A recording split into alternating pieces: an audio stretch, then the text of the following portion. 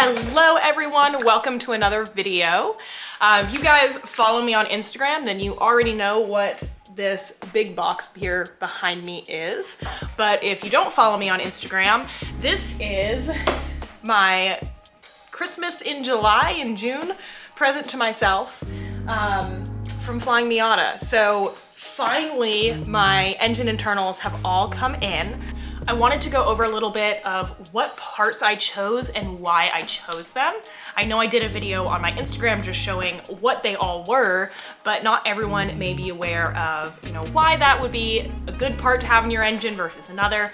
And I do want to preface, of course, by saying this is my first time doing it. This is my first time building a motor and my first time doing a turbo project, really. I mean, I had a Fiat 500 Abarth and I put a big turbo on it, but at least to me, it felt like there was a lot less to worry about with putting a bigger turbo on an already turboed car than there is with putting a very large turbo on a non-turboed car. So if you guys have other things you want to say about these parts or other things you want to say about similar parts that you might use, please feel free to drop it in the comments, start up a discussion, answer people's questions. But if you're thinking of doing a project like this, if you're thinking of building a BP motor, hopefully this can help you out a little bit. Everything I do know, I did learn from Flyin Miata. I've been in contact with Jeremy over at Flyin Miata. He's like their engine guru, and they have just been so incredibly helpful. I say they because the whole team has been really helpful, but Jeremy especially. When I first reached out to him, he sent me hours of video that Flyin Miata has up on their YouTube to help people make the same decisions that I had to make. And I legitimately took notes. I just want you to know, like, multiple pages of notes. Legitimately sat there and watched the videos and took notes like it was homework. But it was so helpful, and even after those videos, when I emailed him back and asked all of the supplementary questions and my additional questions based on what I just saw, or the things that just went straight over my head, he answered all of them and was just, like I said, just so incredibly helpful. I would have been lost without him, that is for sure. But without further ado, let's go ahead and get into it. Now, I am building a 1999 motor. I bought an entire drivetrain. It's a 1999, it's the BP4W. I also have a 6-speed transmission, and I got the Torsen differential as well. The reason I went with that is, number one, the BP4W was highly recommended over what is in my car right now, which is the NA 1.8 by Jeremy, actually. So I went with his recommendation, grabbed one of those. Also, my motor burns oil, so not the best starting point to start with an already unhealthy motor. The 6-speed transmission is a little bit beefier than the 5 speeds.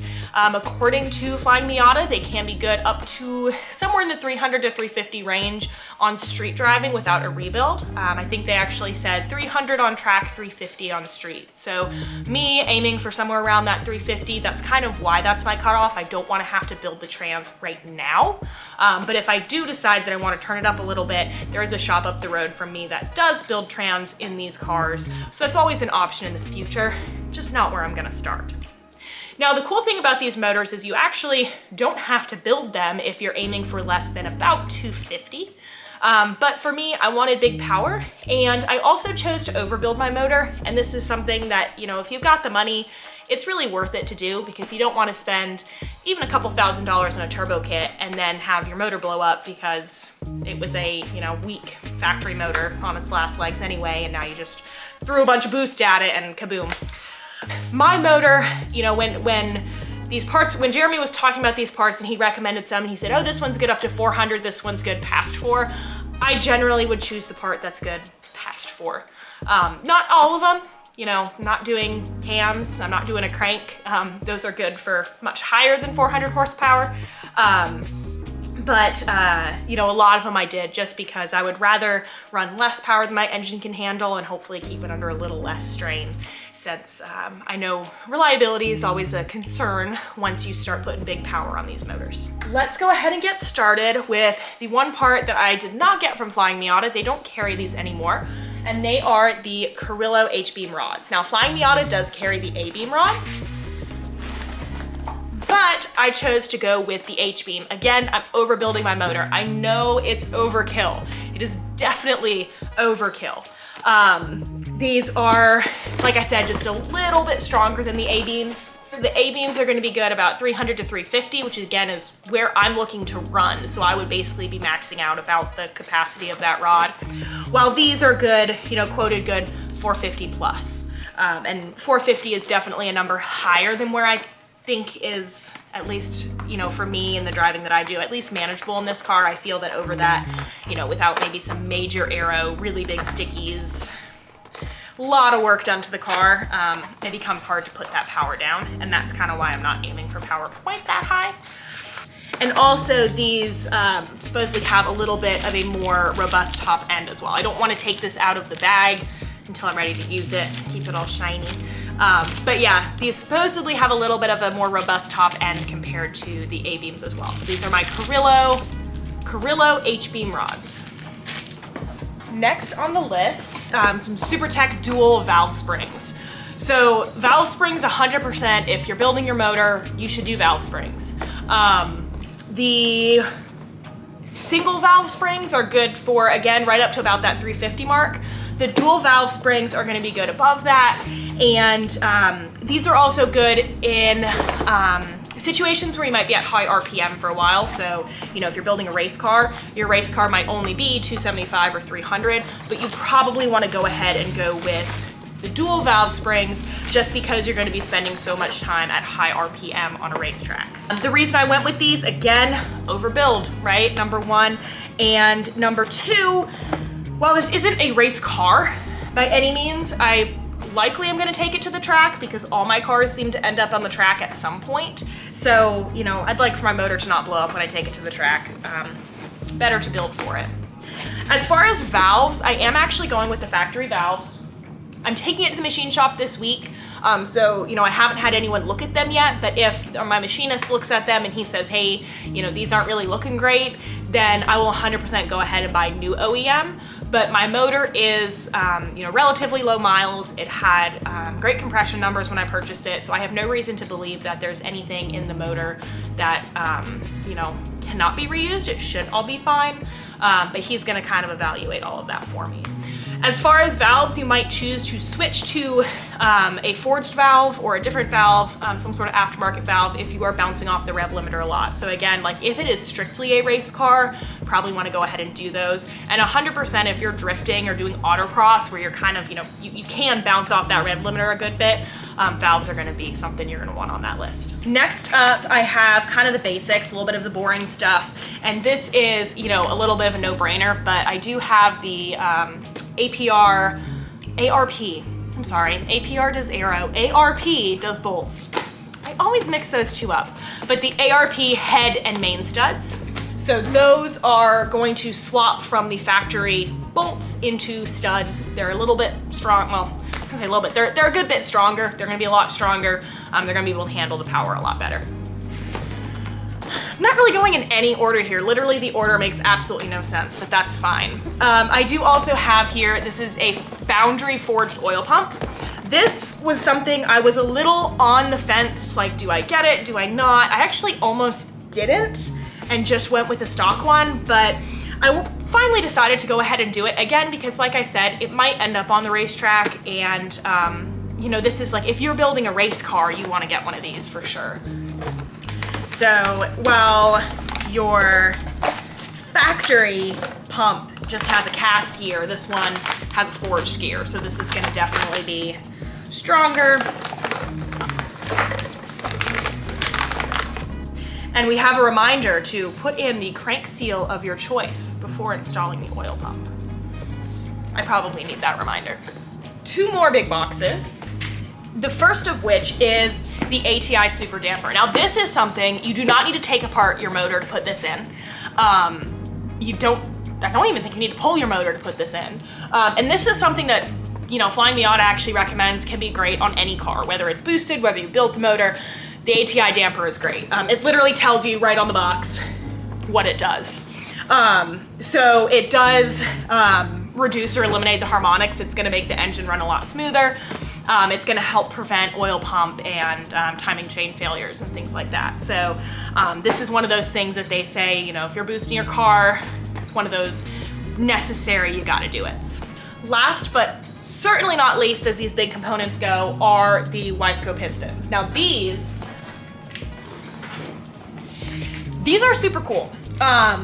These particular Wiseco pistons were developed between Wiseco and Flyin Miata. So this is not just a standard Wiseco piston. There's a lot of features on these pistons that have been developed over the years in turbo Miata motors to make them the best piston for a turbo Miata. So first and foremost with these pistons, they are an overbore. So your factory pistons are an 83 millimeter, these are an 84. So 1 millimeter overbore. Let me pull one of them out here. Of course, forged, right? Everything here is forged. Flyin Miata does also use a little bit of stronger piston rings. So that's gonna, of course, help the life of your motor. Look how pretty and shiny.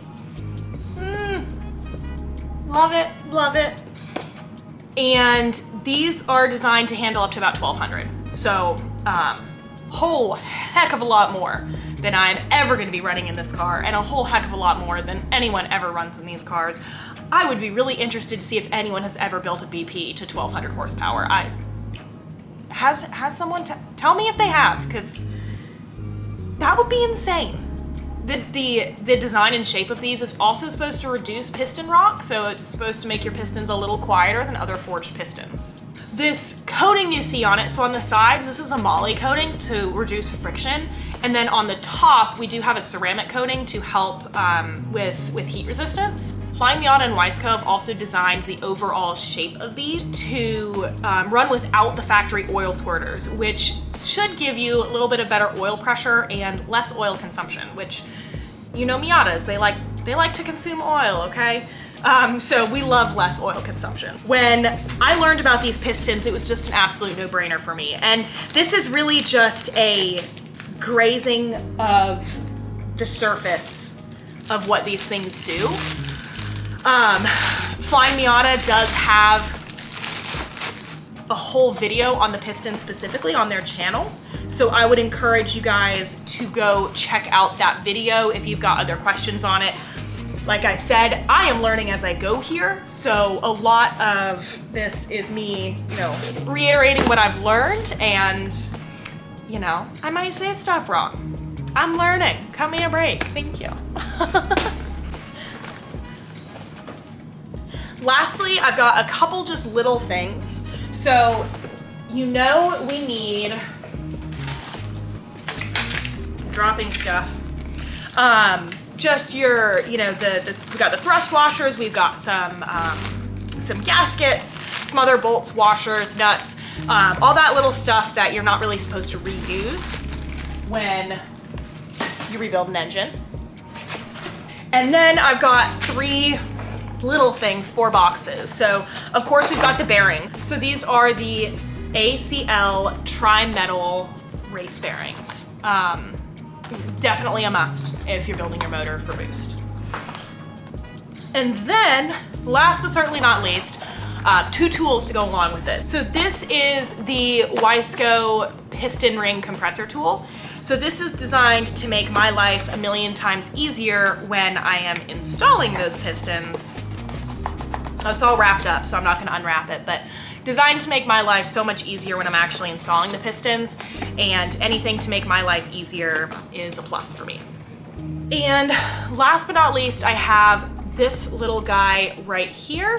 So this is the valve spring compressor, the valve spring installation tool. What's really cool about this is if you are not rebuilding your whole motor, but you are just replacing your valve springs or valve seals, this actually makes it so you can do that pretty easily without removing the head. If you are rebuilding your engine, this is supposed to make it a lot easier to swap out those springs and compress them. Don't ask me too many questions right now because I have never used it, but we will definitely see it in action when it comes time to rebuild my motor. So that is, you know what, I lied. I've got one more thing that I will show you guys that I have. Be right back. So So not technically an engine component, but kind of an accessory, and not from Flyin Miata. But I did also get my ECU. Flyin Miata does not sell standalones anymore because they are going 50 state, carb legal. So, you might need to go somewhere else to buy it, but they were able to provide me some pretty good recommendations on the ECU and some suggestions there on that. Of course, while they're not selling them, they are familiar with them, they've worked with them, and they have sold them in the past.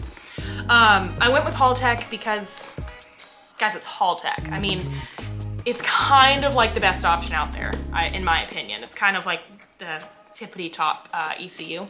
And I got very lucky because one of my friends actually had purchased one for a build that he was working on, and then he abandoned the build. So I got a little bit of a deal on it, which always makes me happy.